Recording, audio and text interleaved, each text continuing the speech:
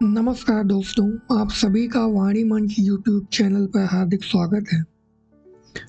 कहानी के पिछले भाग में आपने देखा कि सुधा और गेसु कॉलेज के पीछे बगीचे में लेटी रहती हैं और बातें करती रहती हैं और शेर व शायरी का दौर शुरू रहता है।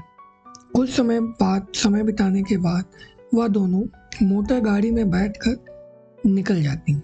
तो आइए आज की कहानी आगे शुरू करते हैं। दूसरे दिन जब चंद्र डॉक्टर शुक्ला के यहाँ निबंध की प्रतिलिपि लेकर पहुंचा तो 8 बज चुके थे।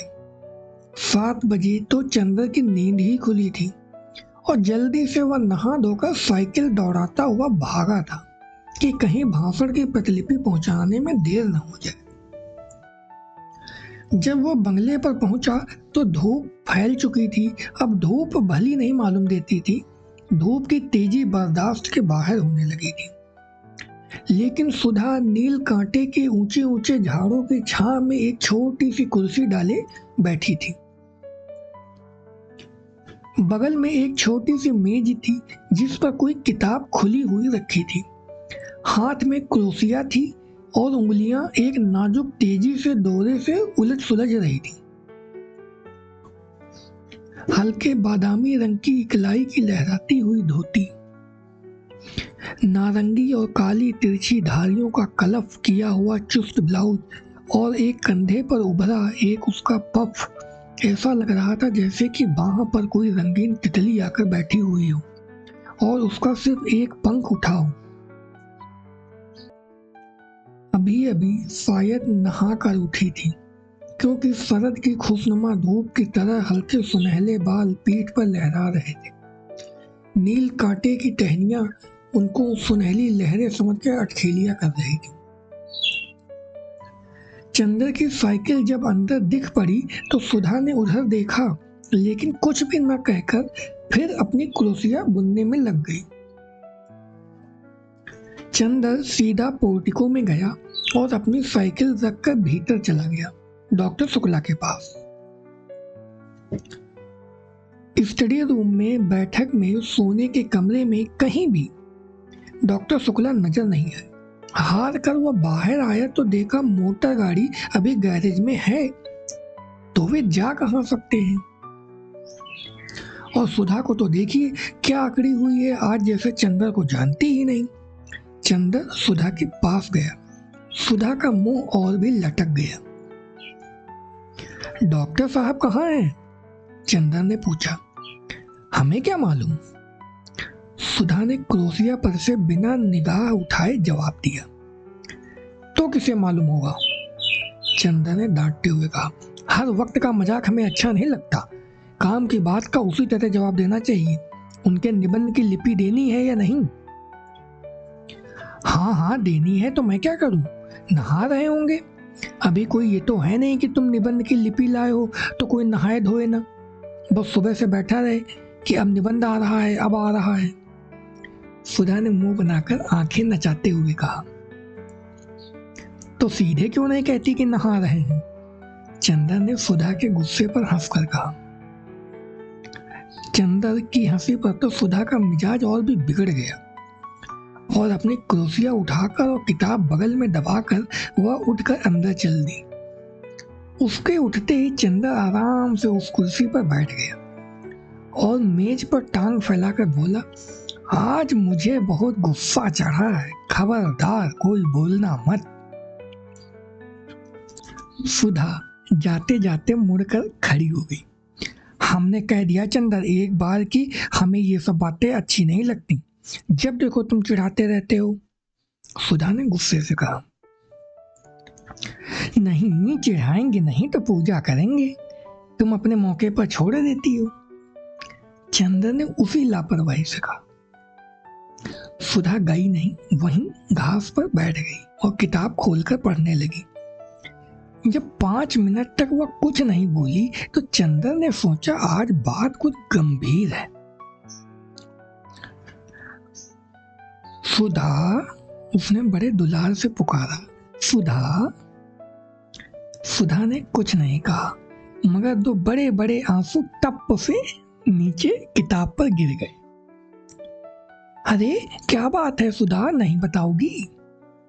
कुछ नहीं, बता दो, तुम्हें हमारी कसम है।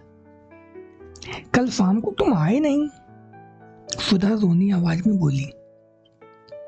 बस इस बात पर इतनी नाराज हो पागल? हाँ, इस बात पर इतनी नाराज हूं। तुम आओ चाहे 1000 बार ना आओ, इस पर हम क्यों नाराज होंगे? बड़े कहीं के आए हैं, नहीं आएंगे तो हमारा जैसे घर बार नहीं है। अपने को जाने क्या समझ लिया है, सुधा ने चिढ़कर जवाब दिया। अरे तो तुम ही तो कह रही थी भाई, चंदन ने हंसकर कहा। तो बात पूरी भी तो सुनो। शाम को गेसू का नौकर आया था, उसके छोटे भाई हसरत की सालगिरह थी। सब कुरान खानी होने वाली थी और उसकी माँ ने बुलाया था। तो गई क्यों नहीं? गई क्यों नहीं, किससे पूछकर जाती? आप तो इस वक्त आ रहे हैं जब सब खत्म हो गया है, सुधा बोली। तो पापा से पूछ के चली जाती, चंदन ने समझाकर कहा। और फिर गेसू के यहाँ तो यूं अक्सर जाती हो तुम, चंदन ने कहा। तो आज तो डांस भी करने के लिए कहा था उसने, फिर बाद में तुम कहते सुधा तुम्हें ये नहीं करना चाहिए, वो नहीं करना चाहिए, लड़कियों को ऐसे रहना चाहिए, वैसे रहना चाहिए, और बैठ के उपदेश पिलाते हो, नाराज होते। बिना तुमसे पूछे हम कहीं सिनेमा, पिकनिक, जलसों में गए हैं कभी? और फिर आंसू टपक पड़े। पगली कहीं की, इतनी सी बात पर रोना क्या? किसी के हाथ कुछ उपहार भेज दो और फिर किसी मौके पर चली जाना। हाँ चली जाना, तुम्हें कहते क्या लगता है? गेसू ने कितना बुरा माना होगा, सुधा ने बिगड़ते हुए ही कहा। इम्तिहान आ रहा है, फिर कब जाएंगे? कब है इम्तिहान तुम्हारा? चाहे जब हो, मुझे पढ़ाने के लिए कहा किसी से? अरे भूल गए। अच्छा आज देखो कहेंगे। कहेंगे कहेंगे नहीं, आज दोपहर को आप बुला लाइए, वरना हम सब किताबों में लगाए देते हैं आग, समझे कि नहीं? अच्छा आज दोपहर को बुला लाएंगे। ठीक, अच्छा याद आया, हाँ बिसरिया से कहूंगा तुम्हें पढ़ाने के लिए, उसे रुपए की जरूरत भी है। चंदन ने छुटकारे का कोई रास्ता न पाकर ये कह दिया। आज दोपहर को जरूर से, सुधा ने फिर आंखें नचाकर कहा। लो पापा आ गए नहाकर, जाओ। चंदन उठा और चल दिया। सुधा उठी और अंदर चली गई।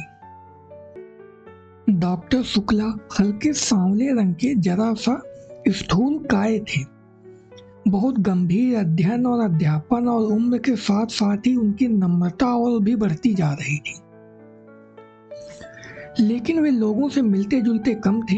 व्यक्तिगत दोस्ती उनकी किसी से नहीं थी, लेकिन उत्तर भारत के प्रमुख विद्वान होने के नाते कॉन्फ्रेंसों में, मौखिक परीक्षाओं में, सरकारी कमेटियों में वे बराबर बुलाए जाते थे और इसमें प्रमुख दिलचस्पी से हिस्सा भी लेते थे। ऐसी जगहों में चंदर अक्सर उनका प्रमुख सहायक रहता था और इसी नाते चंदर भी प्रांत के बड़े बड़े लोगों से परिचित हो गया था। जब वह एमए पास हुआ था तब से फाइनेंस विभाग में उसे कई बार ऊंचे ऊंचे पदों का ऑफर भी आ चुका था, लेकिन डॉक्टर शुक्ला इसके खिलाफ थे। वे चाहते थे कि पहले वह रिसर्च पूरी कर ले, संभव हो तो विदेश हो आए, तब चाहे कुछ काम करे। अपने व्यक्तिगत जीवन में डॉक्टर शुक्ला अंतर विरोधों के व्यक्ति थे। पार्टियों में मुसलमानों और ईसाइयों के साथ खाने में उन्हें कोई एतराज नहीं था, लेकिन कच्चा खाना वे चौके में आसन पर बैठकर रेशमी धोती पहनकर खाते थे। सरकार को उन्होंने सलाह दी कि साधुओं और सन्यासियों को जबरदस्ती काम में लगाया जाए और मंदिरों की जायदादें जब्त कर ली जाए, लेकिन सुबह घंटे भर तक पूजा जरूर करते थे। पूजा पाठ, खान पान, जात पात के पक्के हामी, लेकिन व्यक्तिगत जीवन में कभी यह नहीं जाना कि उनका कौन से ब्राह्मण है, कौन बनिया, कौन खत्री, कौन कायस्थ। नहाकर वे आ रहे थे और दुर्गा सप्तशती का कोई श्लोक गुनगुना रहे थे। कपूर को देखा तो रुक गए और बोले, हेलो, हो गया हुआ टाइप? जी हाँ। कहाँ कराया टाइप? मिस डिक्रूज के यहाँ। अच्छा, वह लड़की अच्छी है, अब तो बहुत बड़ी हो गई होगी। अभी शादी नहीं हुई? मैंने तो सोचा वह मिले या ना मिले। नहीं, वह वही है और शादी हुई फिर तलाक हो गया।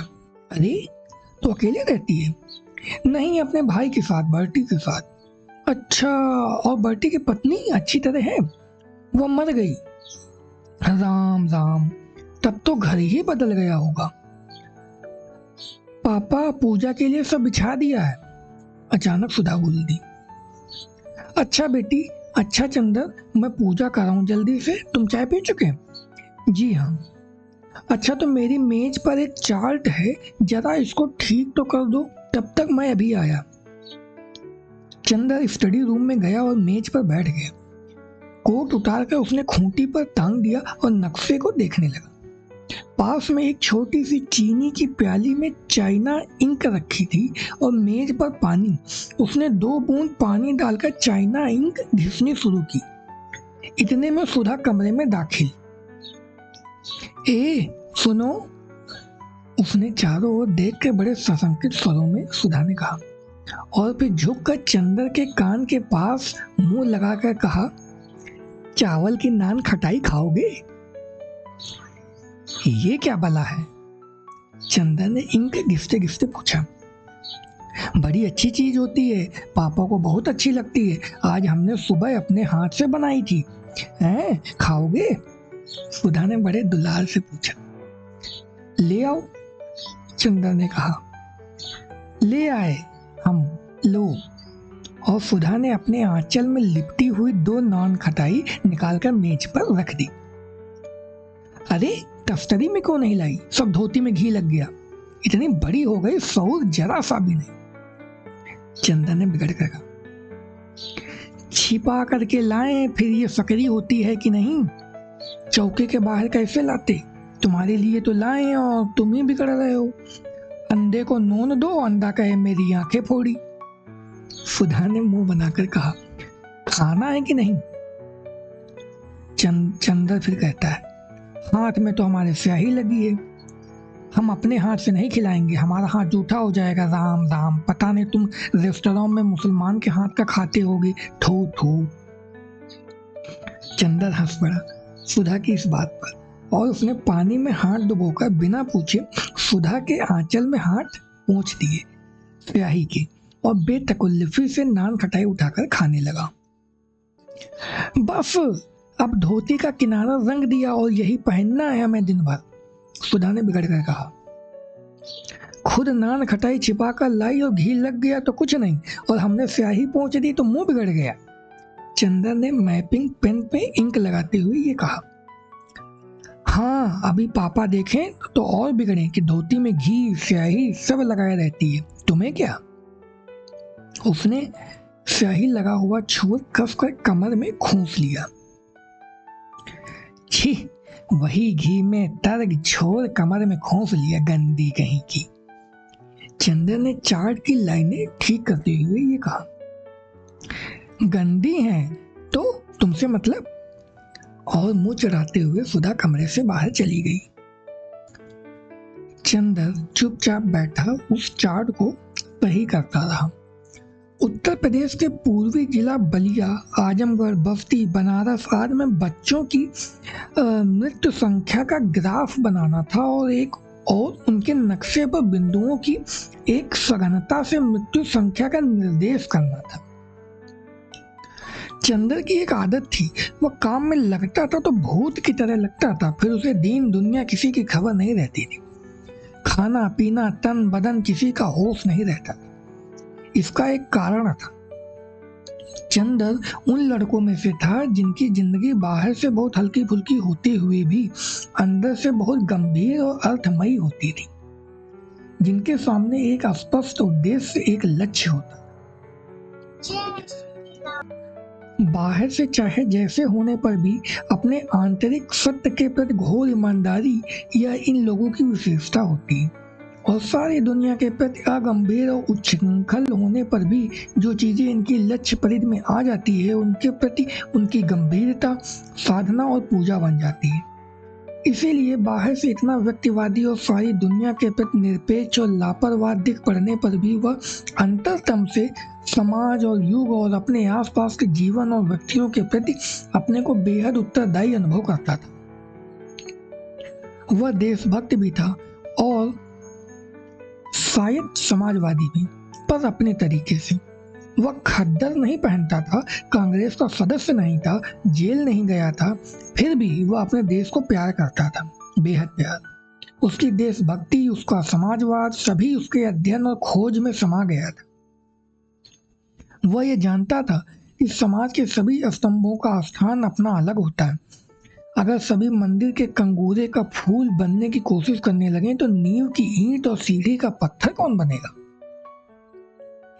और वह जानता था कि अर्थशास्त्र में वह पत्थर है जिस पर समाज के सारे भवन का बोझ है।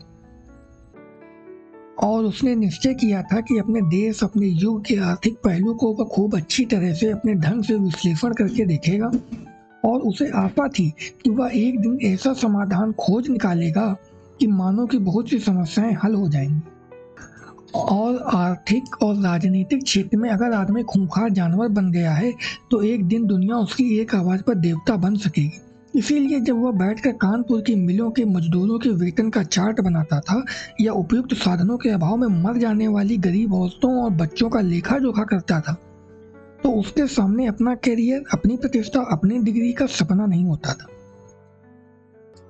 उसके मन में उस वक्त वैसा संतोष होता था जो किसी पुजारी के मन में होता है जब वह अपने देवता की रचना के लिए धूप, दीप, नैवेद्य सजाता। बल्कि चंद्र थोड़ा भावुक था। एक बार तो जब चंद्र ने अपने रिसर्च के सिलसिले में यह पढ़ा कि अंग्रेजों ने अपनी पूंजी लगाने और व्यापार फैलाने के लिए किस तरह मुर्शिदाबाद से लेकर रोहतक तक हिंदुस्तान के गरीब से गरीब और अमीर से अमीर बासिंदे को अमानुषिकता से लूटा, तब वह फूट फूट कर रो पड़ा था। लेकिन इसके बावजूद उसने राजनीति में कभी डूब कर हिस्सा नहीं लिया, क्योंकि उसने देखा कि उसके जो भी मित्र राजनीति में गए वे थोड़े दिन बाद बहुत प्रसिद्धि और प्रतिष्ठा पा गए, मगर आदमियत खो बैठे।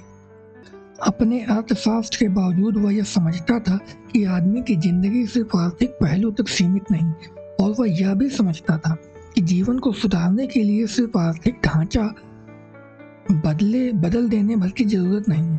उसके लिए आदमी का सुधार करना होगा, व्यक्ति का सुधार करना होगा, वरना एक भरे पूरे और वैभवशाली समाज में भी आज के से अस्वस्थ और पासिक वृत्तियों वाले व्यक्ति रहेंगे तो दुनिया ऐसी लगेगी जैसे एक खूबसूरत सजा सजाया महल जिसमें कीड़े और राक्षस रहते हों।